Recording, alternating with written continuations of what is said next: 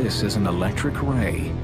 It's called the Torpedo, and it's massive, weighing up to 80 pounds.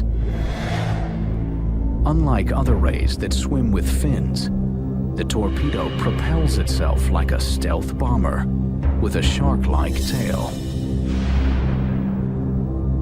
And it's armed with an explosive weapon.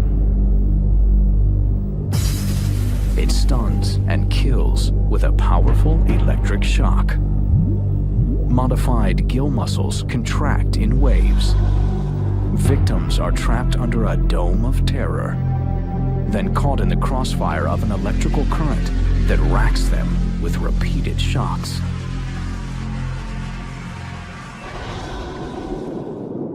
For the most part, the ray uses its weapon to shock fish for easier swallowing. But when startled by, say, a diver, the Torpedo can unleash up to 50 volts, enough to electrocute and ruin what was supposed to be a dream vacation. You don't have to be big or electrified to be a killer.